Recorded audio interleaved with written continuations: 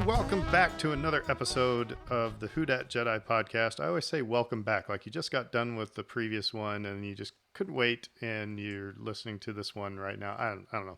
I always say welcome back. Whatever. Anyway, with me as always, I'm Aaron, and with me as always is Dave and Fredo. Say hi, guys. Hi, guys. Hi. And we have a very special guest with us tonight, making a second appearance on the Who Dat Jedi podcast. We have Michelle Hunter with us. Hello. And we're reading your Twitter bio. I almost said super crime reporter, but it's suburban crime reporter for the Times-Pic here in New Orleans. And Star Wars uber fan. And a Syracuse alum, huh? Syracuse and Jackson State.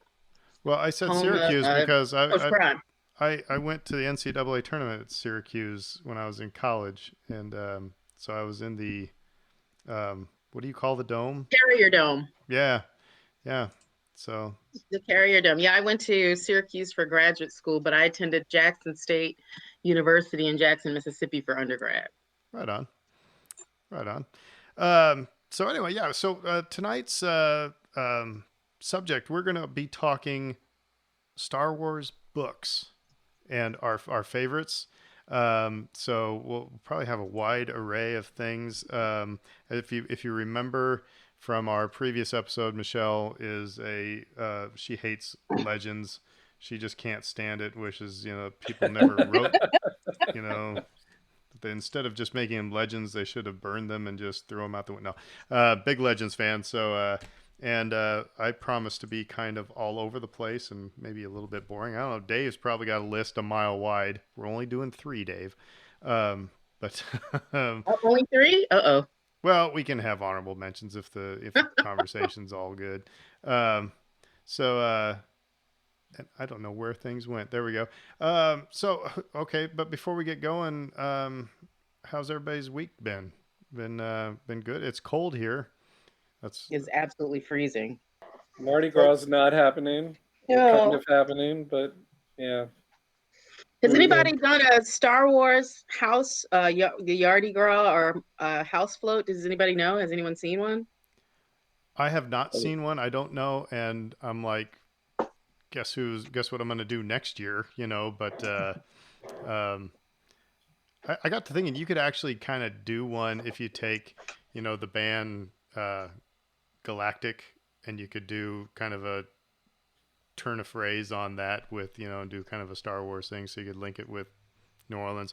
I just remember I was marching in the St. Patrick's Day parade when I lived in Nebraska. It was in Omaha, Nebraska, and it was a big St. Patrick's Day parade, and the 501st was part of that St. Patrick's Day parade. Oh, yeah. Any time that we could just, be in a parade and just do something, it was kind of fun. I'll never forget marching down downtown Omaha, and this little old lady about the age of my grandma, dressed head to toe in green, looks at us. She goes, "What the hell does this have to do with Ireland?" And I was just behind my stormtrooper helmet going, yeah, I'm with you, lady. I don't know. So that'd be my fear, is that with Mardi Gras, it's like, try to decorate. I get all duded up with Star Wars stuff on my house. Then somebody comes up and goes, "What does this have to do with Mardi Gras?" But anyway. No, they would love it. What does a shark have to do with Mardi Gras? But there's a fantastic shark house. The dinos are cool. Yeah, what do dinosaurs have to do with Mardi Gras? Again, that's one of the things. That's one of the wonderful things about all the floats that you see. It's that they take on a theme and they express that theme, and some do it towards beauty and some do it towards humor. But as long as you do it right, people latch on to, like, okay, that's awesome. So. Now, if you go down St. Charles and you go to the dinos and the circus house, on the other side, on the river side of St. Charles, there is the Mystic Crew of Unicorns. And it's just awesome and kind of demented, and yeah. So make sure you see the Unicorn House. Have you guys seen any of the house floats yet? A handful. Which ones have you seen, Michelle? I drove down St. Charles. The dinosaur house has so much traffic. Thankfully, I was going in the opposite direction. but it's the dinosaur house is right there near. I think it's a circus house and then a house with bees. So there are a couple of them right in the same block, like right there between Nashville and State. Yeah, and they're all like kind Little of bug traffic. done by Kern Studios too. So Oh yeah. yeah, it's kind of cool. You get some of the big things there. And yeah, driving down St. Charles, Brittany and I did that on Sunday, and that was like mistake number one. So come from either the river or from, the lake. Don't drive down St. Charles if you're, on a weekend anyway. But guys, have you seen any of them yet? Dave's got one. Yeah, we Dave, we you have. have a Star Wars house? Not a Star Wars house. Yeah, it's underwater themed. So Oh. yeah, so we have a whole, and it's Pensacola Beach inspired. I think the theme of the sub crew was staycation. A play on the old Go-Go's song. Oh yeah. Oh. Yeah. So we did a staycation. We're doing a staycation in Pensacola. Under the sea. Cute. I need to see it. Fredo, I have to send y'all pictures. Fredo, you seen any of them yet? So I think the castle one. So I was driving down St. Charles, and that's kind of when it dawned on me. Yeah, we're gonna get, because there was a big old group in front of it just taking photos. It looked like they were being led by a tour guide, and I just went, okay, this is gonna get bigger than I thought, than I think anybody realized it was gonna get. Yeah. And but no, I haven't had a chance to just kind of walk around because it's been busy. So, but I'm hoping maybe I could do it sometime before the weekend, because I'm just afraid that come Saturday, everybody's going to be out and about trying to catch as many of them. Thing is, it's not going to be as nice as it was this weekend. Yeah, that's true. I mean, we were down there, and like I said, I think about 99% of who was down there were tourists. Yeah, but anyway, so yeah, just be careful. Don't drive down St. Charles. Find alternate routes. But Or play hooky during the workday. yeah, well, you could do that as well. All right. Well, hey, let's get our brain wrapped around some Star Wars stuff, and let's dive into trivia here.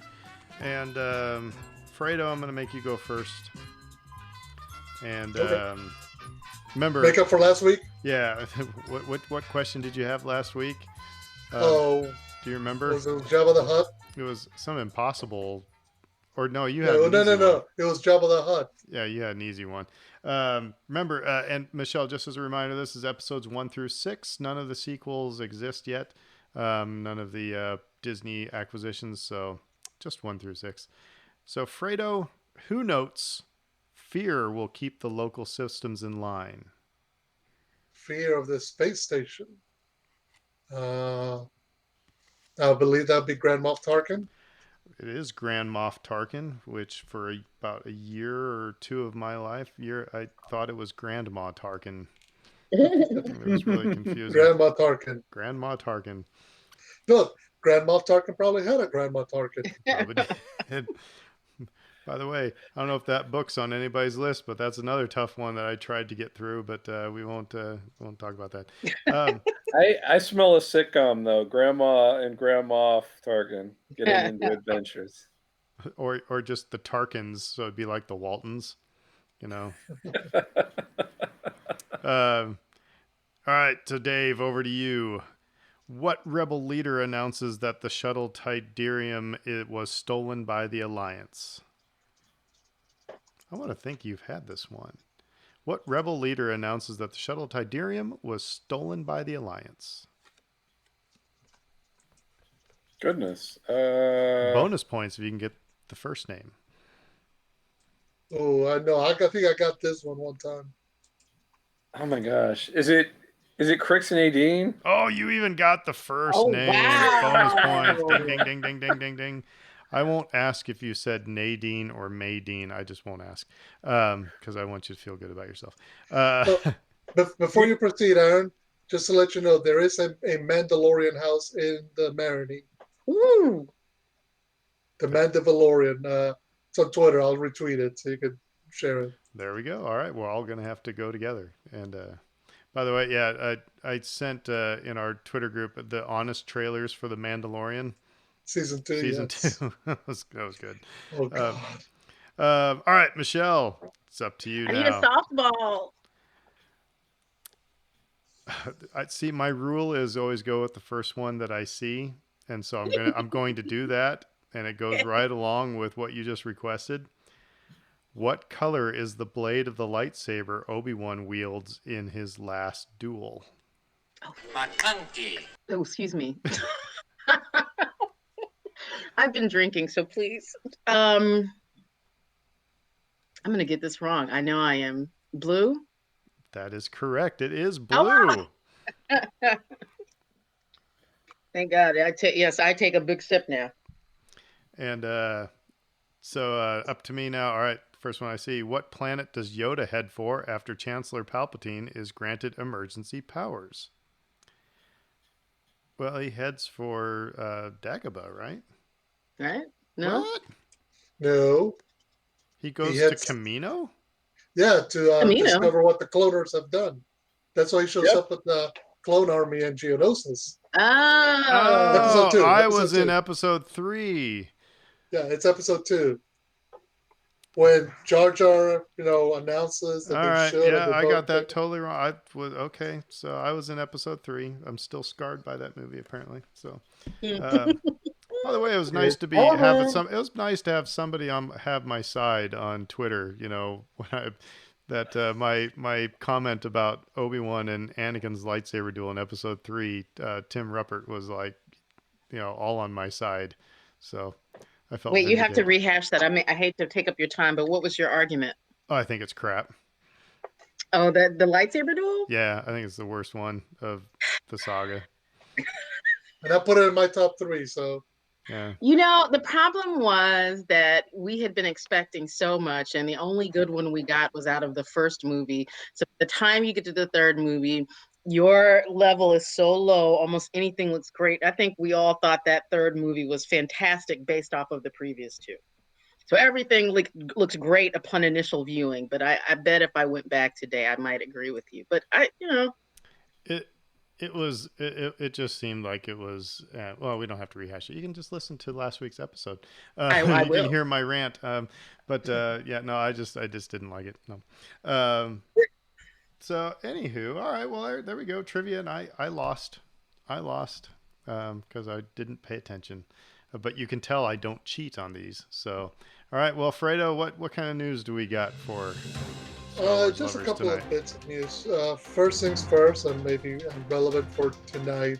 Claudia Gray's new book, Into the Dark, which is the next in the High Republic series, was released today. It's one of the first of the young adult novels that's being released. The premise, so to speak, is novel features Padawan Grief Silas, whose ship is knocked out of hyperspace, forcing him to take shelter in a mysterious abandoned space station. Now, Claudia Gray's already like a veteran of Star Wars novels. She's written a number of them. And, she and the rest of the team that got together to write the books on the High Republic kind of picked this out, and this is the next one on the list. Which, by the way, I know we didn't get a chance to mention it, but both Light of the Jedi and A Test of Courage, the first 2 books that came out last month, were both 1 and 3 in the New York Times bestsellers list when they got released, and I think Light of the Jedi is still in the top 10. So far so good for Star Wars and books in terms of how they're hitting with the audience. Now, I will say that I do want to point out just real quick, and I don't think we have this on the list, but Star Wars now has on their YouTube channel has a High Republic show, and Star Wars fans are proving themselves to be awful once again, because the host of the show is getting lambasted and attacked and just by awful people on Twitter because Star Wars had the audacity of putting an African American woman as the host of this show, because apparently Star Wars is just for white men. So if that's something you think, then you just need to turn off this podcast and go away. Yeah, It's yeah, just you're not gonna like us. no. That's just it. Ugh. I I just I don't get it. Every time you think, hey, we're in 2021, then you're like, oh God, you know, Yeah. things just I don't get it. So Uh, the, Star Wars the fans, one thing be better. You know, come on. the one thing I'll say is the amount of support that she got, not just from others within the Star Wars community, but Star Wars and Lucasfilms itself was encouraging. There was a clear cut, no, we're not replacing her. No, this does not matter. No, we stand by her at all times. So it shows that maybe in some kind of way after some of the campaigns that have happened in years past, companies are getting wise to no, you know, whenever there's some sort of campaign to delegitimize people involved in media, particularly people like indigenous people of color, Well, yeah, in media. They're and not going to stand for it. well, it's nice to see them finally. After what went down with Kelly Marie Tran and John Boyega, and even Daisy Which in Ridley. some You ways know, it's people like, were, yeah, some people were quick to throw that out right back at them, but those are mistakes made in the moment. They're learning from them, and I'm just glad that they're able to stick by her. yeah. I mean, and actually, and I watched the show and it was enjoyable, and she does a great job. It's just, yeah. So yeah, if you call yourself a Star Wars fan, you think that, then you're not a Star Wars fan. You missed the point of Star Wars. So anyway, sorry, off my soapbox. Unless anybody else wants to join me on the soapbox. No, I'll join you. It's such a disingenuous argument. This is because, oh, well, we shouldn't cast people according to race or gender. But then you complain when it's not a white male. And so, like, well, which is it? And it's just, come on. We probably given it more than enough time to it. It's so stupid. Yep. It is. So getting us off of that into something a bit more lighthearted and fun. Eddie Izzard confirmed that he's spoken to Ewan McGregor, and Ewan McGregor stated that Obi-Wan Kenobi will start filming this spring. You heard in it here, Los Angeles. folks. Eddie Izzard is going to be in the Obi-Wan series. I was gonna ask. Why is it? Look, I want it to be because I think whether he's playing himself or herself, just forgive me, or playing an alien or character or some CGI. Look, dude's talented and funny. I saw him at his show last time he was at the Sanger, killed it. So, but no, apparently he was doing some sort of they were having some sort of discussion over a campaign to donate towards a cause, and so Ewan McGregor started talking about saying, yeah, it's going to be shot this spring. It's going to be shot exclusively in LA. They will use the stagecraft, aka the volume that they use in The Mandalorian. He actually, Eddie Izzard did tweet a clip where he discusses all these rumors. So I'll share that with you, Dave, so you can share whatever about it. But no, it's coming along now. I don't think we can expect this series till next year at the earliest. So spring 2022. Usually it seems like that's kind of the way. Plus, with Book of Boba Fett coming Christmas, you got to figure they may even push it back towards Memorial Day, maybe, before we get it. Hey, I don't expect all of it all at once. Just a slow trickle of Star Wars is just fine by me. It'll give us something to talk about for a while. And meanwhile, the Andor is using actually traditional sets, and they're not doing the volume. It looks like they're actually building a town. So I mean, it's interesting. Different. Studios. I just wonder if that's a director's. Of course, I just wonder if that's the director's or the, preference, or. And of course, I'm just assuming that Lucasfilm is like going, "Thou shalt use the volume," but I don't know. And it makes me wonder because if you would have told me that, I would have thought it had been in reverse. Given that you're expecting Andor to be a multiple series TV show, multiple season TV show. Whereas Obi-Wan Kenobi is only 6 episodes. So if you're going to throw the build whole sets kind of thing, you might have done it for the thing you're only going to film one that you want it to be in movie quality film, process.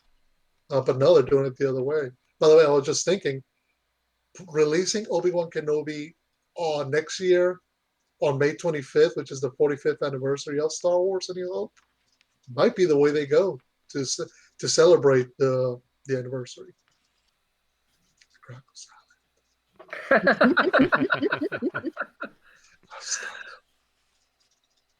Well, we still just don't have a lot of information about the series. I know that we talked about Hayden Christensen being on the show and what that might mean. But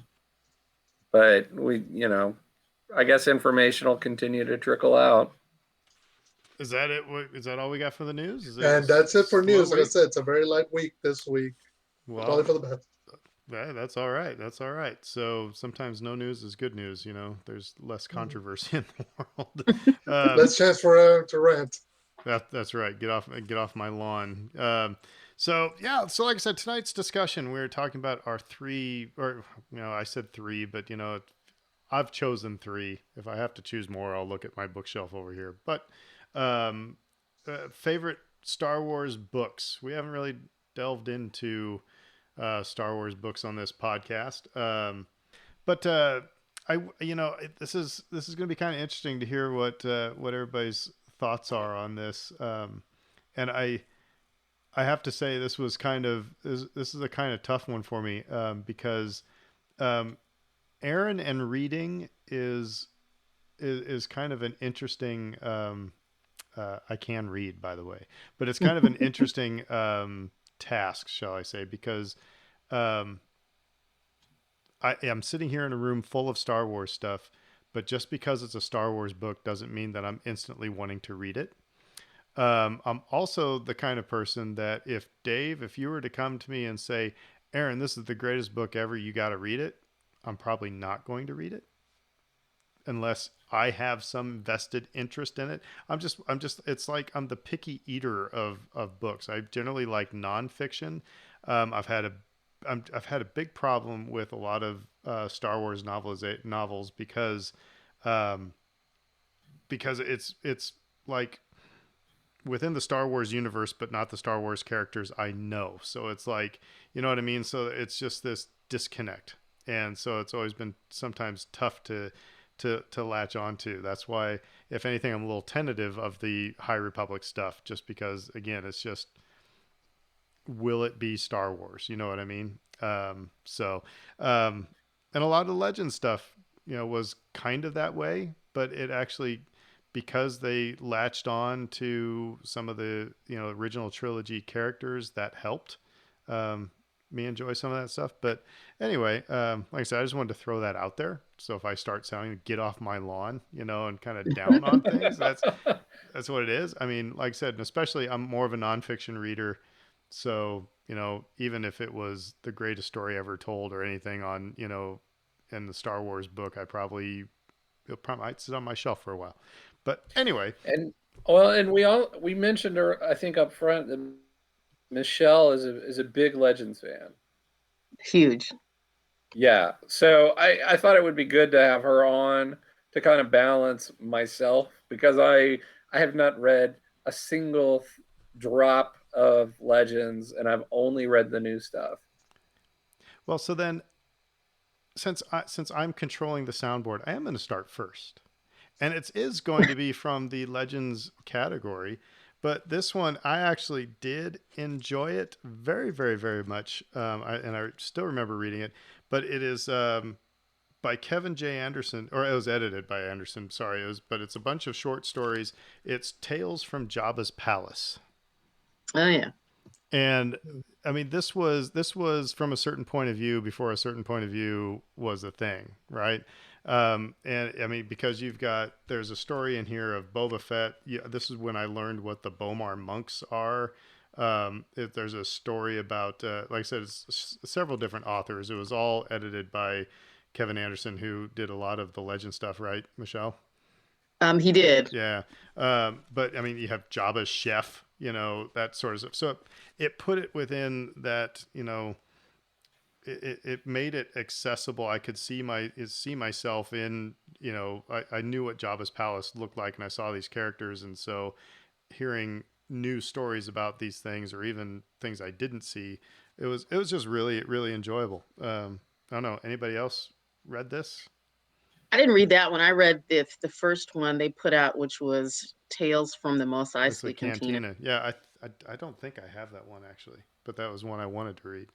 I got, for the reason that you mentioned earlier, I kind of got halfway through the Cantina book and didn't pick up Jabba's Palace book because it didn't have the characters I was looking for. The way you said there were characters that you had latched on to through the original trilogy, and those are the stories you wanted to read. And I thought that they were fun, but I wanted to see stories of the big three. And so I read some of it, but I figured Jabba's Palace might be more of the same. So I have the Cantina book, but it helped me. I think I stopped on the story about the band. I forgot the name of the band.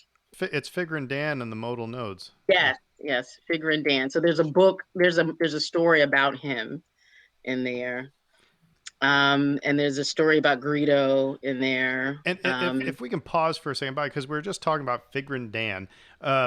Here's the other thing that drives me absolutely bonkers about Star Wars books is why can't we create names and write names that are like, I don't mind if they're new or anything, but make them phonetically easy to, what I mean is don't put a bunch of apostrophes and, I don't know. Star Wars names are extremely difficult to figure out what the heck they are. Am I just get off my lawn right now? Some of them are, some of them aren't. So I know I've probably been mispronouncing things for years. But yeah, it's like the random apostrophe. I think it's just people are just like, I'm gonna put an apostrophe right there. Anyway. But no, like I said, I started off Tales from Jabba's Palace. Like I said, I remember the one that still sticks, I said it before, was the one about the Bomar monks, the spider thing that you see when Luke's coming into or when R2 and 3PO are coming into Jabba's palace. I mean, they talk about how these monks, place their brains in this jar of basically formaldehyde, and the spider just carries them around. It's like this ultimate state of enlightenment or something like that. And so it was just like, wow, I just thought that was a creepy spider thing in the background, but okay, there we go. So that's my first entry. So I'll toss it over to Michelle, our special guest. What's first on your list? Oh, you got to go with the original and what started the Legends canon books, which is going to be Heir to the Empire by Timothy Zahn. It was the first book that I picked up in the Star Wars. Like I think I talked about this the last time. I was 12 or 13, and at that point, there's just been no Star Wars in a while. I think it was like 1991 or 92 when I discovered the books, and I think it was first released in 91.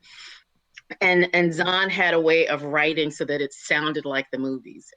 When you were reading it, you thought this could be a movie. The way everyone spoke, the way Han spoke, the way Leia spoke, the way Luke spoke, the way he wrote the action, the way he wrote the fight scenes, the dog fighting, and with the ships. It sounded exactly like the movie, and you cannot say that about all the Star Wars authors. Like when you're reading it, it reads, I'm not going to denigrate any authors. I'm not going to say who, but sometimes it just doesn't read like it's part of the Star Wars universe. You can't hear the dialogue in your head as if you're watching the movie and watching it. And Timothy Zahn has always been true to that. And the popularity of that book and that trilogy, not only did it create Grand Admiral Thrawn, who was a character that he was jettisoned in the Legends, but then they brought him back to the new stuff. He created Mara Jade, who was another great character who one hopes they'll bring in, although I don't know how, since they've desecrated Luke's character completely with the new movies. But, he created all these great characters, and it was such a great book. And if you want to hear that old voice and those old stories, Heir to the Empire is a great place to start. And it's great characterizations, great action. And I loved that trilogy, and that book. You kind of have to put it up there. So how did you like Thrawn and Rebels? You're gonna laugh. I have not seen him in Rebels. Okay, so I'm not gonna laugh, but it would be interesting for you to watch the season or two that he's in, just to see how it jives with you. But then, of course, it might be one of those things. I'm sure if he's your favorite character or anything like that, you don't want it ruined for you. I Um, wondered what the characterization would be like compared to what he's like in the books, because in the books he's absolutely chilling. I think they capture him pretty well. Um, I mean, I haven't read the entire Zahn trilogy. I read Heir to the Empire, and from what that description and what was in Rebels seemed to jive with me. But I'm the passive listener, right? Where it's like, yeah, that's a good remake of Peaceful Easy Feeling, and the big Eagles fan is like going, no, it sucked. Um, but how about what'd you think in The Mandalorian when Ahsoka said, "Where's Grand Admiral Thrawn?" Did you get giddy? Okay, I haven't gotten to the second season. I've watched the first season of Did I Mandalorian, just spoil and something then? the reason I have not gotten to the second season yet, and it's part of my get healthy for New Year's, and so I'm taking it. The only way I'm allowed to watch Mandalorian episodes is if I'm working out. So So I watch I just them totally when I spoiled work that out. for you. Hmm? I just totally No, spoiled no. that for you. So here's the thing. I already know that I already know like who makes the big guest appearance at the end of it. There's no way you can avoid knowing any of that. So I already know those things have occurred, and I'll allow myself to get to that point in the story when I work out, and when I've lost 80 or 100 pounds. I'll turn my camera on, and you can see what the dedication got me. Well, I'm glad I didn't ruin Christmas for you then. Okay. Uh, Dave, what's on your list before I spoil anything else for Michelle? No, you're all good. You didn't. Let me tell you, you guys are not spoiling anything for me. You cannot live in this world and not know what has happened online. If it's going to be on Twitter, it's going to be on Facebook, it's going to be on like I'm always on Den of Geek and Screen Rant and all these places. So I mean, by now I've seen it like 100 times. So it's all Gotcha. good. There's not even an easy way to transition to this, but I'll go straight into my first entry here. I'm going to go with a book that I've read to my kids, which is the 5 minute Star Wars stories. Oh, And, there's nothing in there that really like kind of jumps out at you. It's basically these stories are very shortened tales that come from all I think like the first 7 films in the saga is how far it got when we purchased the book. And so it was, it wasn't the entire movie condensed into 5 minutes, but it was, a particular story out of the movie. And what was really cool about the way that they put it together was that the stories chosen were not spoilery. So there was no "I am your father" or nothing like that in any of those stories. So you could read them together with your kids, even if they hadn't seen any of the movies yet, and they wouldn't be like ruined um, for the movies. So I guess like that actually does sort of tie in with what we were just talking about being spoiled. And that's like one of my favorite aspects to these stories. But yeah, no, I mean, obviously it's sentimental why I would include those. It's something I was able to share with my kids. Um, and just have a lot of warm fuzzies attached to those stories. And if if there are any parents who are listening and they're looking for ideas, there's a lot of children's books in Star Wars. I mean, a lot. Um, but the 5 minute Star Wars stories are great because, like I said, they don't spoil anything, and you're in and out in 5 minutes, and off you go. The title of it reminded me of I want to think it was A&E, But anyway, some channel had what they called, it was the 1 minute operas. And what they would do is in 60 seconds, they would just go down the, synopsis of, or, a plot of an opera. And they would have a tally at the bottom of how many infidelities, how many killings, how many, all the things that happened. And then, it was just something to fill in between shows. It was, I wish I could find it. I've been searching for it on YouTube. So if anybody on Twitter land can find me the 1 minute operas, yeah, let me know, because that was fun. But 5 minute Star Wars stories, right on. Dave, I have the. Do you remember the little golden books that have the Oh, yeah. golden spine? I have the Star Wars little golden books. They're not for my children; they're for me. Actually, in my case down here, I have a Star Wars pop-up book, and I've got, I think it's the Return of the Jedi little golden book, maybe. I don't know. Anyway, Fredo, what's next? What's first on your list? Well, first on my list, actually, I'm gonna go with Michelle. It's gonna be the Sun trilogy, but I'm gonna pick the last book, The Last Command. Ah, So I mean, because yeah, obviously, Heir to the Empire is awesome, and I still got vivid memories of picking it up from the Jefferson Parish Public Library, and just reading it one summer. But I went with Last Command primarily because I love the way that San brings all the threads of the stories together, because it does. I mean, that's one knack that he has, is he manages to copy the rhythm of a Star Wars movie and throughout the books, so that third book, okay, you're supposed to get the massive battle at the end. Is where the heroes and villains confront each other. All of that's in there. By the way, quick side note: the audiobooks. So, Heir to the Empire's audiobook was read by Dennis Lawson, and guess who read the audiobooks for the next two books? was it Anthony Daniels? That's correct, Anthony Daniels. I did have the audiobooks. Yeah, I didn't know that. I was like, when I was looking back for through the list, I was like, oh, hey, wow, I didn't realize they had done it, but that's awesome. So yeah, no, for all the reasons Michelle kind of gave, I'm not repeat them. I mean, it's impossible to state just how big of a debt the Star Wars fandom has to that trilogy. I don't think we get anywhere near all the stuff we've gotten without it. But yeah, Nope. it's awesome. And I did, okay, so I've read the books and I've seen Rebels.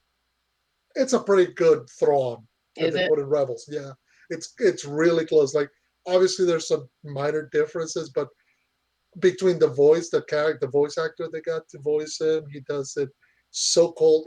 He latches on the idea that he's a cold, calculating, always thinking, always a step ahead threat, and I love that. And The fact that he they have used Rook as well. art he like studied a people's art to figure out how to conquer them. Like he Yeah, just which they're bringing that into in Yeah. Rebels hmm with the Calicori. Well, and Sabine Wren's art. Yeah, he's got stuff on that. Yeah. Now I do want to say because I'm a musician. I have my bachelor's degree is in music education, and musicians can be some of the most snobbish people, me included. It's like it's like almost like thou shalt listen to quote unquote quality music, whereas sometimes I just like to listen to something that makes me feel good or makes me tap my foot. It's like Louis Armstrong said, if it makes you tap your toe, then it's good music. Don't worry about it. Books are kind of the same way. There's people, and because the book I'm going to bring up now, is not. I think it gets kind of panned. A lot of people kind of are down on it, but it was enjoyable to me, and that was Shadows of the Empire. And the reason why I dug into this, and like I said, I prefaced all this at the beginning, talking about Aaron and how I pick things to read. At this point, when it was this release, about 97-ish, right? 90 was right around there. It was after I was married. So, but I was still in the thing I didn't like about Legends, at least it was the expanded universe at that time, was that it happened outside of the bookends of A New Hope and Return of the Jedi, right? A lot of it did. And so that was tough for me to to latch onto. But Shadows of the Empire happens in between Empire and Jedi, and it's this big gaping hole that offered so many possibilities for, like, again, how did Leia get the the bounty hunter outfit? What, how did they come up with the plan to save Han? What happened? Because we know there's like a year between Empire and Jedi, and all these things can happen. And I just dug the story that they told. None of it is really used anymore. And again, I could give a crap about canon, by the way, everybody. But it's just it was a fun story, like I said, filling in that gap of Empire to Jedi. So, and it was written by Steve Perry, who apparently wasn't with Journey at the time. Different Steve Perry. But anyway, so yeah, Shadows of the Empire. Anybody read it? I have. Did you like it? I did, and I can't even remember why people were pissy about it. I knew that it was part of this big media push. There was a video game, there was a comic book. I enjoyed it for the most part. What I think people, what was it that they didn't like the Han substitute? Dash Rendar, probably. Yeah. I think a lot of people didn't like the main baddie, Prince Shizor, who actually ends up coming into the Clone Wars as part of, or at least his crime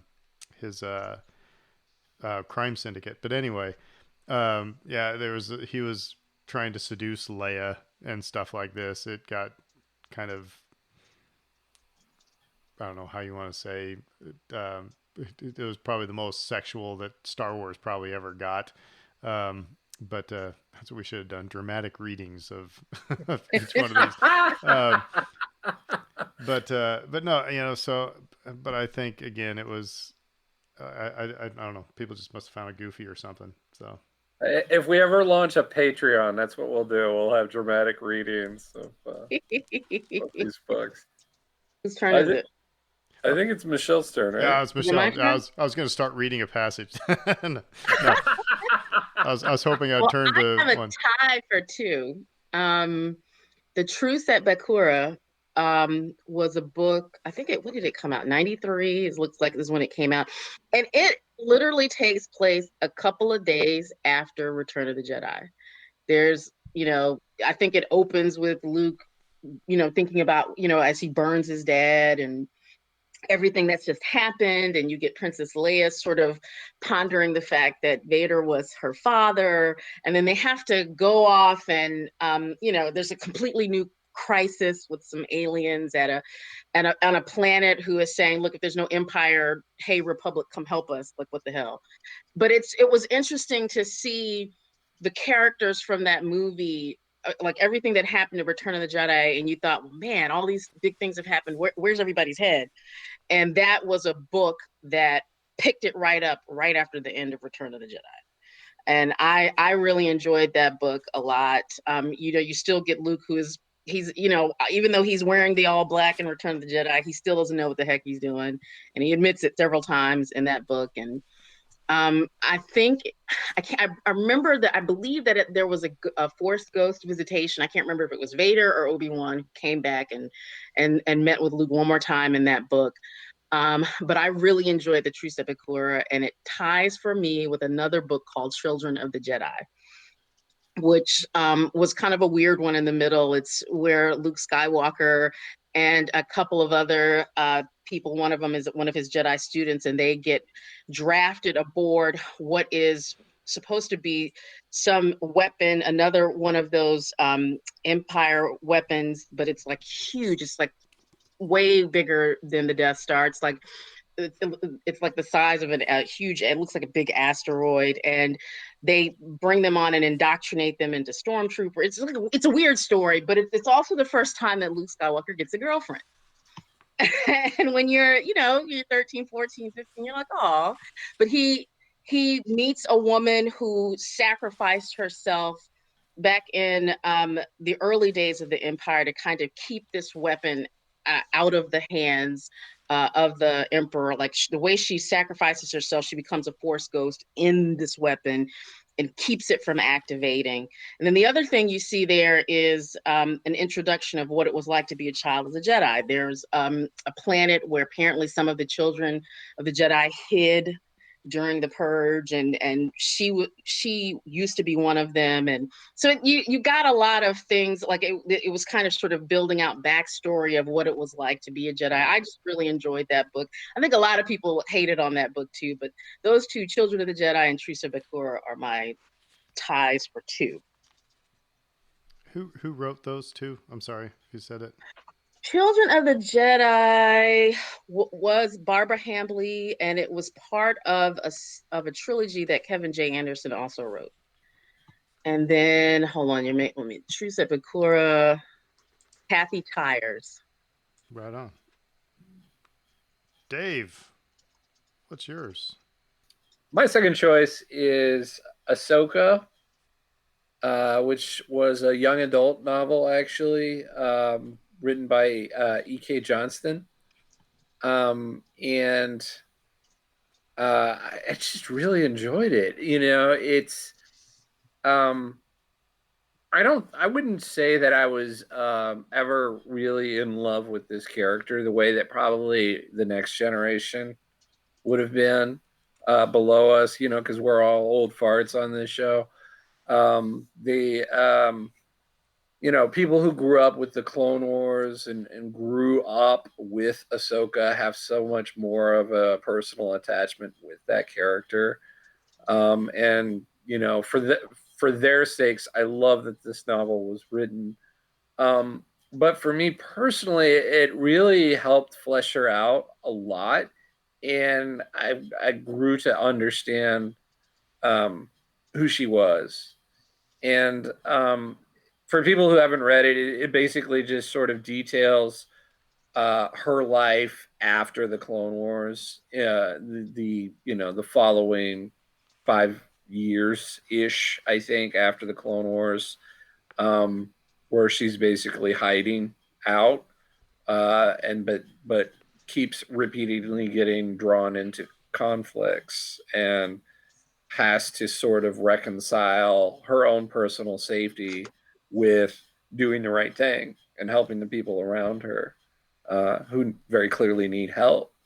And I think like one of the things that Filoni did that was really great was in the final season of Clone Wars, which came out last spring, he kind of bridged that gap from the previous end of Clone Wars to this version of Ahsoka that we see, who's kind of this do-gooder and can't help herself. I have to help these people who are in a bad way. And you see that play out over the final season of Clone Wars. And I liked that rhyming a lot. You know what bothered me, however, was that one of my favorite parts of that book were the little vignettes, you know, where the flashbacks to, you know, during the Clone Wars, and they talk about, you know, how, you know, she and Rex basically faked their deaths, you know, in the book, and they kind of, it was a certain point of viewish, you know, in the last episode of the Clone Wars, and I dug what they did in Clone Wars, but it's one of those things where it just kind of bummed me out that they changed that, because that was a really neat moment in that book. Yeah, those vignettes are great. And actually, it's they're the best part of the book. Well, I enjoyed them a lot, but I also enjoyed the story. And like, you know, if I'm honest, I appreciated the version of I'm going to help others who need it that's told in this book more than I appreciated Filoni's version of that story. But I did appreciate the fact that they sort of connected and rhymed with one another. And you know, young adult, can't wait to share it with my oldest. I think she'll really enjoy it. And yeah, I like it. Cool. Fredo, what's next on your list? For next on my list, I'm probably going to cheat a little. I'm going to go, no, just slightly. I'm actually going to go with the, well, it wasn't called a novelization back then, but it's a novelization of episode 4. When it was released, it was Star Wars from the Adventures of Luke Skywalker. All right, so Alan Dean Foster. You and I are going together here, because that was my next one. So okay, you go first. I'm glad that I mentioned it, because I still remember. I mean, I was a little kid. I that's the only book that I had back then, and obviously, I mean, I think that was the first time that I read about Big Starklighter. You know, the idea of Tashi Station, of Luke having friends, all this stuff that everybody says they saw in the movies at one point or another before the final cut was released. It was all in the novelization, and it was just it expanded so much of what you see in the movie because, I mean, realistically, we know that the movie's a lean, tight kind of process where you go from one thing to another, but the novelization expands and builds upon everything, all that what the characters are feeling, what's going through their minds, et cetera, et cetera. So And that was I read that about 100 times between ages 7 and 9. and So, that was the coolest thing. That's why it was on my list too. Is that I love how they get inside Vader's head. I mm-hmm, mean, mm-hmm. there's like that scene in the Imperial briefing room, and Mahdi and Tarkin are talking, and they're in Vader's head, and he's like, "Okay, these guys are useful now," he said, "but eventually they're gonna have to be just wasted, just done away with." So they're talking about it's showing Vader's power struggle, and just Mm-hmm. or power lust, um, and that's what I loved about it was that it got into Vader's head, which Don't you get. don't get in the movie. You just assume that it's just this bad guy, but you're seeing how corrupt and power hungry he is. And here's what's funny is that you can totally, if you read it as an article in 1977, 78, whenever it came out, you can clearly tell none of the stuff that will come after is even hinted at here because it doesn't exist. You know, none of the stuff. I mean, there's stuff mentioning about Luke's dad and whatnot, but the connection between Luke's dad and Darth Vader did not exist in Alan Dean Foster's mind because it literally did not exist at that point in time. As an aside, did anybody read the book that was written after Star Wars came out? I think it was written in Spl- 1978. Splinters of yeah, the Mind's Splinter of the Eye. Mind's Eye. Splinter of the Mind's Eye, which totally went off, like completely off course because obviously they didn't know where the movies were headed. I think don't Luke and Leia kiss in that book too, and there's like some They, implied romance in that book.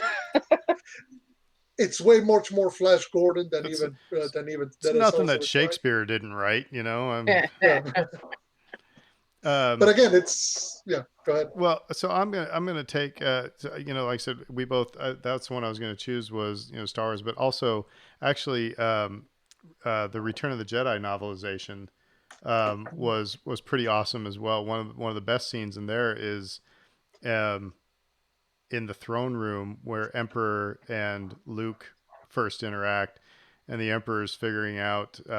He said, "Oh, I'm trying to figure out who trained you." He said, "I think there was this old Jedi Master Yoda." Oh, okay, yeah, he's reading Luke's mind. He's like, "Okay, yeah, it was Yoda." Yeah, and he's like, "Is he still alive?" And okay, he's dead. Which now, after seeing Episode 3, it's like that's actually even cooler scene because Emperor's, only, what, 3, 4, well, I guess he's about 20 years off of this, fight with Yoda, thinking he did away with him. And he's like, all right, so he is dead. But anyway, some of those things that they didn't, it's like, man, I wish they would have had that in the movie. But the other thing that is special about this for me is that, again, I'm not like if my I don't even come remotely close to the type of reader my wife is. She'll devour books. For me, it's like I said, sometimes like doing homework. But this was one of the first books that I could not put down. The original Star Wars novelizations. I just couldn't put it down, and it wasn't just like watching the movie on the pages, like you said, Fredo. It was a lot deeper than that, and like I said, I did not want to stop reading. And so it really helped motivate me to, go and find other things that, okay, maybe there are other things that would interest me, to read. Um, so yeah, so I will dovetail on that. So yeah, Michelle, what's next on your list? My number 3 is Star by Star. I don't know if you guys ever read any parts of the New Jedi Order, which had to do with an invasion of a race of aliens called the Yuzan Vong. And if you haven't, the best I can compare it to is if you ever saw the old G.I. Joe movie with Don Johnson, and they go to the Cobra Lala or whatever it was, I can't remember, and they were totally against. They had all of these natural weapons and things like that. The Yuuzhan Vong are the same way. They don't believe in machines, and their starships are like living entities, but they're super violent. You know, their whole thing is about embracing pain, and I mean, they're just kind of a worst nightmare invasion. And that series, it was like 13, 14, 15 books about that invasion, and it was bad. Like, you know, that was the one where that during that invasion Chewbacca died, and you know, just didn't seem like they were going to get out. And Star by Star was somewhere in the middle, and you got Anakin Solo, who is Han and Leia's youngest son. Yeah, Jason and Jaina Solo. They were the twins, and they were the older kids of Han and Leia. And they go on this mission into enemy territory where they're trying to track down something called the Voxen, which is this creature that apparently has just been hunting down Jedi and killing them. Like, the Jedi just have no way to fight back. If one of these things corners you, you're dead.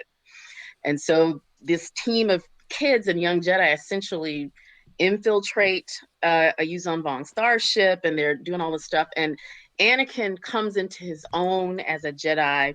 But the other thing that was really shocking about the book was that Anakin Solo dies in this mission. But he dies and he becomes one with the Force. And they talk about how he was just basically glowing light as he's battling all of these different warriors. And that book kicked off his older brother Jason Solo's descent into the dark side. And if you followed the books in the next big series, Jason falls to the dark side. He becomes a Sith Lord. You know, he kills Luke Skywalker's wife and just all kinds of terribleness. But it starts with Star by Star. And it was, when I first read the book, I mean, you know, I'm not mushy about any shape or form, but my twin sister will tell you that when I read the line that Anakin Solo died, I put the book down, called her. She said I cried on the phone when I read it. And then it took me about a week to pick it back up and finish the book. But it was a great book. A great end to a great hero. You know, I'll always be sad that in the new movies, they didn't honor Anakin Solo more. You know, there's Ben Solo, but to me, he doesn't come close to the characterization that Anakin Solo had. And I wish they had sort of honored that character more than what they did with Ben. Ben's kind of, to me, hits more like Jason Solo, but I really liked that book, and I thought it was a low high point of that particular series. So can I just go? I'll jump right in to say, because Vector Prime is on my list, and that's the first novel in the New Jedi Order. Oh yeah, which is famous for the fact that that's the book where Chewbacca dies. And I always remember picturing in my head as I'm reading, you know, that Chewbacca grabs Anakin Solo, throws him inside the Millennium Falcon. They take off as the Yuuzhan Vong are literally dropping a moon onto this planet in which they're trying to rescue people. So it's just the last shot I got always is Chewie like roaring at the sky as this moon's coming face first to him. So it was, and I think that was in many ways like we're looking now at the High Republic efforts. This is in many ways the first big attempt by Star Wars books to do a big, massive across, because it was 5 hardcovers, 15 or so paperbacks. They were branching off in a whole bunch of different areas. Now, if you read it all, you had a more, it was kind of like the MCU. If you watched every movie, you got to add the whole picture. But if you only stuck to the big 5 hardcover novels, you would still get the idea of kind of what went on. And it was like nothing they had done. Particularly with that first book, I just can remember reading it all as well, because it's clear like it was kind of a gauntlet being thrown, and Star by Star picks up the next, and then it just goes like that. And they put the our heroes through the ringer, and I think that was their intent, is to show you, nope, They're gonna make mistakes. They're gonna screw up. Just because they defeated the Sith doesn't mean that the Empire doesn't mean that they all of a sudden get to skate on by. So it was really well done. And it doesn't mean that anybody's safe. Hmm. Dave, what you got next on your list? My final choice is Master and Apprentice, which I have mentioned on the podcast a couple of times because I enjoyed it so much. And I think what I appreciate so much about that story is I think we've all seen Phantom Menace, and we've seen that relationship between Obi-Wan and Qui-Gon. And Qui-Gon really, partly thanks to Liam Neeson's performance, really made an impression on a lot of people as being sort of this ideal Jedi. And this book really dives into how fallible he truly is. But it also redefines that relationship between the two of those Jedi in such a wonderful way. Like, you think you understand these two and who they are and where they come from and why they're a little bit like oil and water in a way. But this movie just adds so many layers to that, and really I couldn't have loved those characters more in terms of their portrayal in that movie. I know that Obi-Wan, I think a lot of people thought, oh, I'd like more Obi-Wan, but Ewan McGregor, sorry about my dog. She totally disagrees with you, Dave. I guess so. She's losing her crap. She's going, Phantom Menace sucks. What are you talking about that movie for? Well, yeah. I mean, we've been on a Phantom Menace kick lately. We've been talking. We had our Phantom Menace discussion, and then we talked about lightsabers last week. So, but yeah, it's just between the two of them, I thought their relationship on film was really kind of fun and interesting. And this book provided many more layers to that relationship. And, you may think, oh, I get it. I saw the movie, but the book adds so much more depth. I was just going to say, you could tell that it was a deep relationship, but you didn't know, or close relationship, but you didn't. Yeah. I this is one that has been on my radar that I might want to read. Just, yeah. By the way, I have to interject real quick. This is on a total non-Star Wars, well, kind of Star Wars moment. But since you guys made me do I just flicked over to the tab that has Twitter open. Elizabeth Olsen is really excited for fans to see a major WandaVision cameo that's on par with Luke Skywalker in The Mandalorian. Dun, dun, dun. Who might that be? I don't know. Only so many options, and if we're talking about bringing somebody who wouldn't Is it expect, going to be Ted Cruz talking about Thanos, or? Oh no! Doubt it. By the way, since I was let's get back to the Star Wars thing here. But since I was, Fredo and I had the same one, I do want to share this little story here as I'm, like I said, looking at my books. I do have to say that The Prisoner of Azkaban was the first movie that I saw where I read the book first. And I finally experienced what my wife had experienced her whole life, because she'd, read these books, then a movie would come out and we'd leave the theater and she'd just be ticked. She's like, this was different. This was different. This was different. And so, so Harry Potter thing came on the scene, and, I saw the first movie and I was like, and then, the second movie, I was like, you know what? I'll start reading the books, and I totally enjoyed the books. And then Prisoner of Azkaban came out, and I was so mad because of the things they changed. Similar thing happened with Episode 3. I didn't read the book first, even though at that time, were they releasing the novel before the? I think they were. The novel came out like a couple of days before the movie. So I didn't read it before the movie. So I saw the movie, and then I go read the book. And that whole scene where they give the entire conversation between Yoda and Ghost Qui-Gon, or at least the spirit voice of Qui-Gon, made me so mad after the fact that they cut that out and they just had Yoda go, Obi-Wan, I got to tell you about who I was just talking to.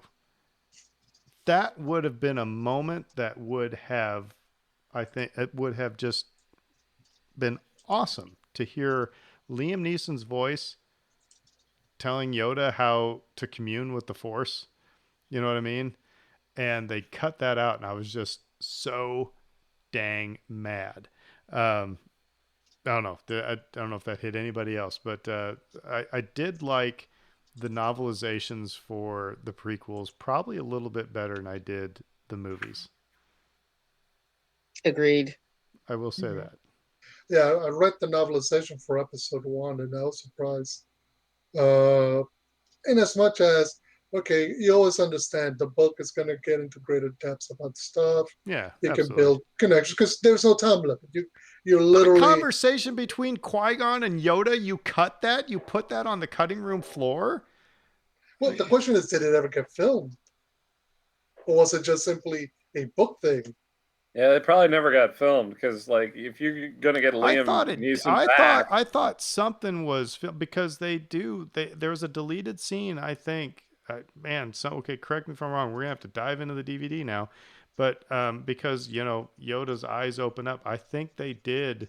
I mean, it may have been a temp track over the top of it, but it's not like it would have been that difficult. Pay Liam Neeson a check to record some lines, in a recording studio. He doesn't have to be on screen, but I'm just like, ugh, it just made me mad, but by God, let's put Padme combing her hair on the balcony, so anyway, I digress.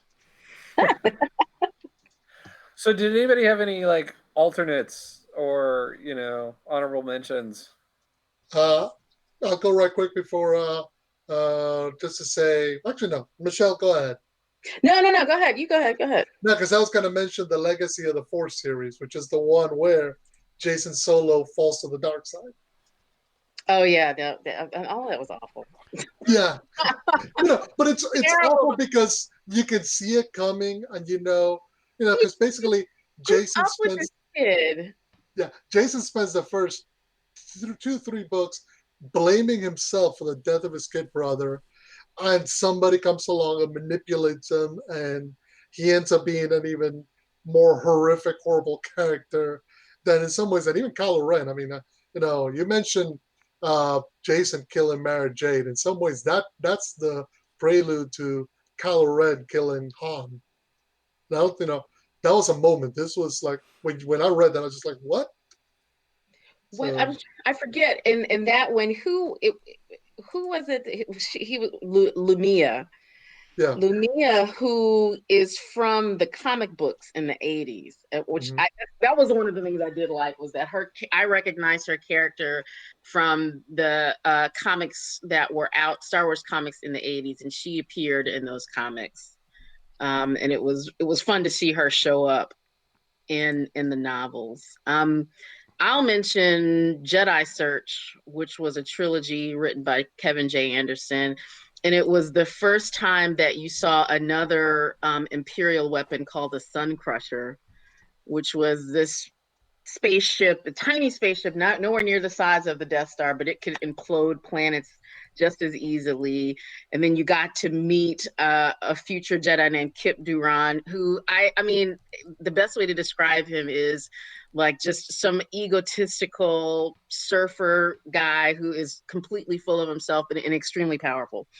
And he would always clash with Luke Skywalker at the Jedi Academy any chance he got once he became a Jedi Master. And it was fun to see his entrance into the Star Wars universe. And that particular series took place at the Jedi Academy. And you got to see where they created all of the insane killing machines that the Empire would come up with. I forget what it was called. Like it was a station in between a bunch of black holes, and the way to get there was to navigate all these black holes. And this is where they held all the scientists that would come up with these mad weapons. And was absolutely hilarious. Like, I loved Star Wars novels and my sister did not. And so that she liked Star Wars, but she didn't like them the way that I did. So I would read this, I would stop and be like, oh my God, Rochelle, can you believe this? It's between this, you have to take this really crazy path through black holes. And my sister would look at me like I was insane.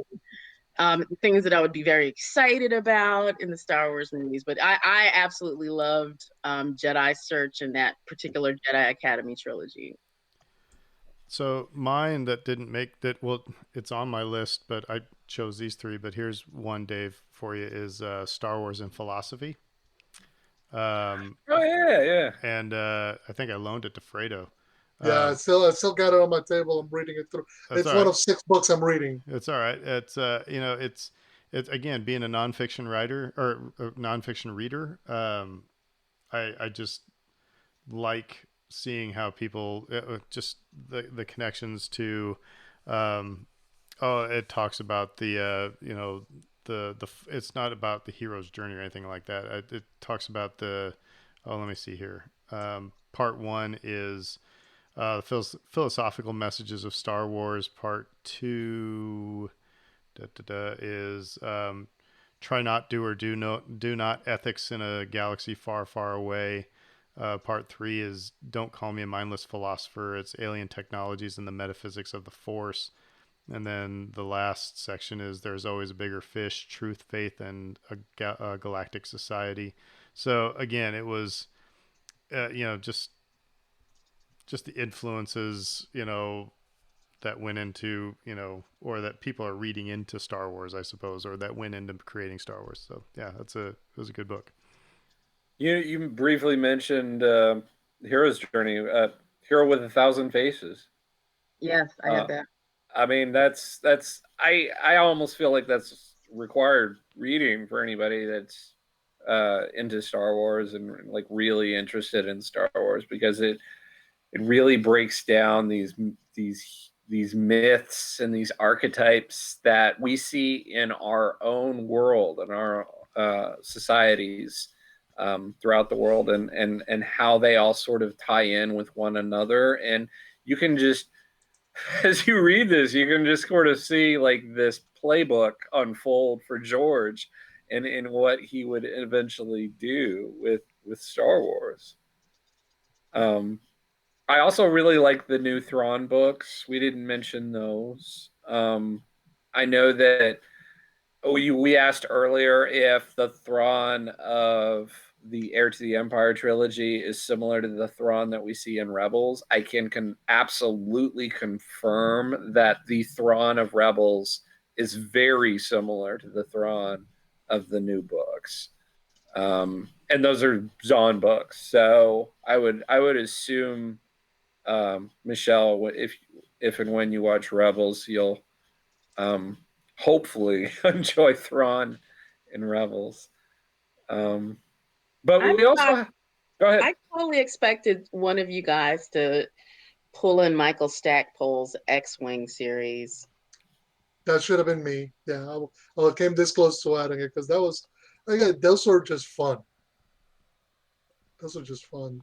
There wasn't, because they were geared more towards young adults. It was more about the adventure, pilots. It's just as a blast, and it's kind of what makes me excited for the Rogue Squadron movie coming out a couple of years from now. Oh yeah. But by the way, we keep begging Michelle to watch Rebels. I'm pretty sure when she starts watching it, she'll watch it within a weekend. She's probably going to be like me now, because like the teacher who said, I didn't want, I think maybe I've said it on the podcast before, I didn't see The Hangover for like about 6 years because we had a teacher who said it was the funniest movie since Animal House. And I was like, no, I cannot get behind that kind of hyperbole. So that's why I try to undersell things, because it made me, it just made me not want to see that movie because he said it was the funniest movie since Animal House. Anyway, I laughed when I watched The Hangover, but it's not the funniest movie since Animal House. But Michelle, I don't think, it would be interesting to hear her point of view, because I think she's probably a lot more vested in Thrawn than probably the rest of us. I mean, Uh, I am totally gonna. I can't remember why I didn't watch it when it was coming out at the time. I think it was a mix of having young children that drove me insane and just not like as soon as they go to bed, all I wanted to do was just go to bed. Like I didn't want to Well, and watch anything. I just wanted to go to bed. and you know, Rook is in it too, Hmm. Ah, and voiced by Warwick Davis. oh, Yep. So You know the thing about that series? I think it was on Disney XD when it Mhm. came out. Yes. So it was like this is this random friggin' channel that not everybody had too. So I think that was part of the reason that a lot of people might have missed it. And they moved it like most cable stuff, unless it's latched onto like Sunday night or something. It gets moved around according to Yeah, whatever the programming is. Now that it's on Disney Plus, you can just you can catch well, everything, and you can binge. everything is on my watch list currently. So Mhm. I never read any. I didn't get to too many of the old Republic books, but I did collect the comic books. So I followed some of the storylines out of the comic books, if not the novels. So I'm interested in seeing these old like old Republic and then the High Republic stories. I'm interested in seeing. there was, by the way, Michelle, it's funny. There's a line in Rebels in one of the seasons that Ahsoka says. She says, "There's a lot of truth to legends."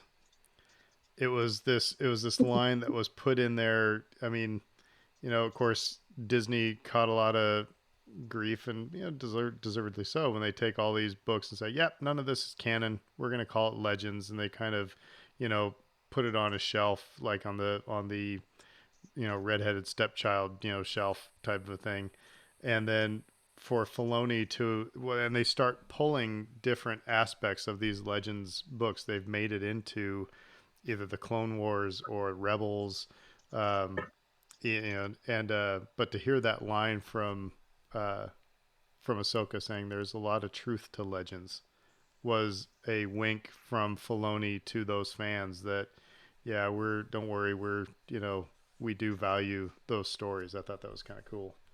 Did you guys catch that in Rebels? It's always fun to see the characters pop up, and I hope that they continue to pull. So maybe we can close with going through reader or listener submissions. We got a lot of ideas from folks on Twitter about what their favorite books were. I thought, you know, I love getting that kind of participation. So I wanted to just kind of run through these and Audience where participation at first ever. and you know where y'all are inspired. Feel free to, you know, jump in or wait to the end and jump in that at that point. So stuff that we haven't mentioned yet: Dark Disciple, Lords of the Sith, the Tarkin novel, the Darth Plagueis novel, more Claudia Gray with Bloodline and Lost Stars, the Rogue Squadron series, Alphabet Squadron, Inferno Squad, Rogue Planet, and the Legends of Luke Skywalker. So I don't know if you guys have any reaction to any of that. I'm gonna poop on Dark Disciple. Quinlan Vos was created in the comic book series, like the Old Republic comic book series. He basically, somebody saw him in the background of, I think it was Phantom Menace, and they said, we're gonna create a comic book series around that guy, and they made him into a Jedi, and he's just this fantastic. He's my favorite Jedi. He's And in a couple episodes of Clone Wars. he's in a couple of episodes of Clone Wars, but he was one of the major characters in the comic books, in the Old Republic comic books. You know, he goes undercover. He's trying to get Dooku. I mean, he was just a great Jedi, and I guess they revamped him for this Dark Disciple book, and I just completely didn't recognize him.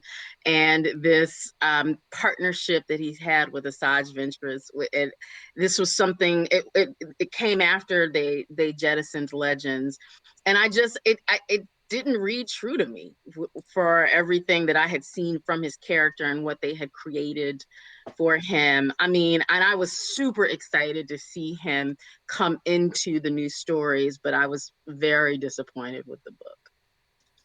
Sorry to poop on somebody's love. You know, Well, I'm sorry. That's just really. It kind of gets into what I was saying about the Aftermath series, where when you said it doesn't read like Quinlan Voss, you know, like I said, Han Solo in the Aftermath series doesn't sound like Han Solo. You know, and it's you really, you know, it'd be interesting to. I guess it's one thing if it's a character that has pretty much just been in print um, or you know, I guess there are a couple episodes of Clone Wars, like I said, that you have maybe a little bit more wiggle room to, or you feel as an author you have a little bit more wiggle room to put in your own interpretation. But when it's something like that's why I'm always nervous to read anything that involves Han Solo, because Harrison Ford has, I mean, if you don't have that cadence and the, you know, that Lawrence Kasdan vocabulary, it's just going to be, or you know, it's just not going to read true to Han Solo. No, So. it won't. Lucy agrees. Dave, you were going to say something?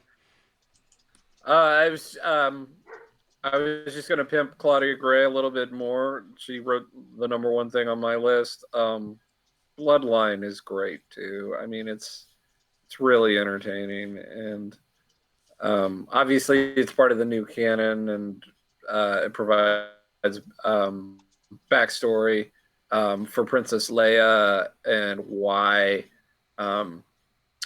wouldn't she be you know, the new chancellor essentially, and all of the specifics that go into all of that story are kind of interesting and fun to read. And of course, Lost Stars, I think, is very well regarded by so many people. Yeah, like I said, the only other one I can comment I'd mentioned earlier is the Tarkin novel is again one that was tough for.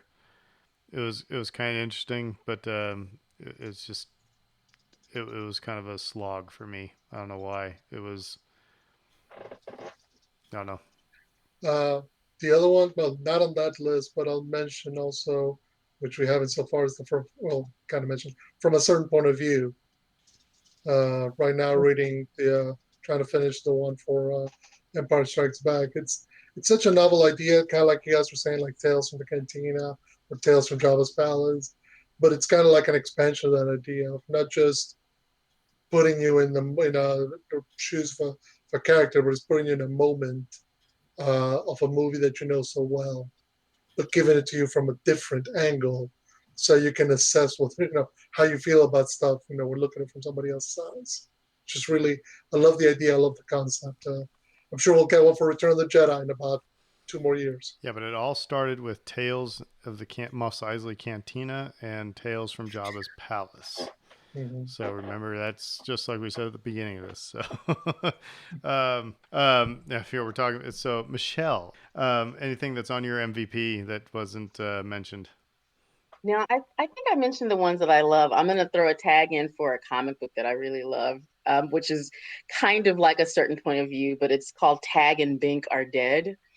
And Tag and Bink are two stormtroopers who kind of, the comic book follows them through, you know, the first episode 4, episode 5, and episode 6, and these little bumbling adventures that they have trying to survive as stormtroopers. And it's absolutely hilarious.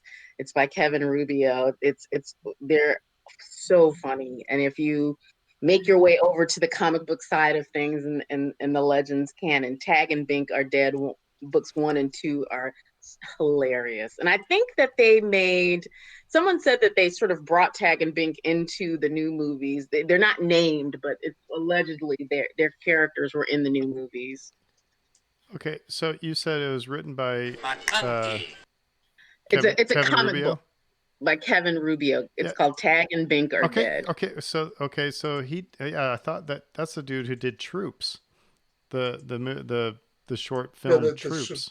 About, you know, cops meets stormtroopers meets cops. Yeah. Oh my God, that's hilarious. Yeah. Oh, that's cool. It's a really fun comic book. As they sort of, as things happen in episode 4, they're sort of there in the background, and you watch it from their point of view. Cool, cool. Well, all right. Anything else for the good of the order, guys? Any other ones? I suppose to anybody else that's listening, if there's anything that we didn't mention, or that the reader provided list that Dave read wasn't mentioned that you think should be talked about, hit us up on Twitter, hit us up on Facebook, let us know what your favorite Star Wars literature is. Obviously, it doesn't have to be a novel. Like I said, we dove into some of the other things as well. At least I did. But yeah, let us know what your favorite Star Wars reading is. As always, you can find us on about anywhere you get a podcast. So tell your friends if they're looking for a Star Wars podcast. But until then, everybody stay safe. The Super Bowl is this Sunday, and none of us care. And I had somebody ask me today, and I said, "Well, if I had to pick, Chiefs, but I really don't care." But otherwise, in spite of all that, we'll say "Who dat?" Who that? Yeah. And Who dat? y'all stay safe, wear your mask, and have a good week. McConkey.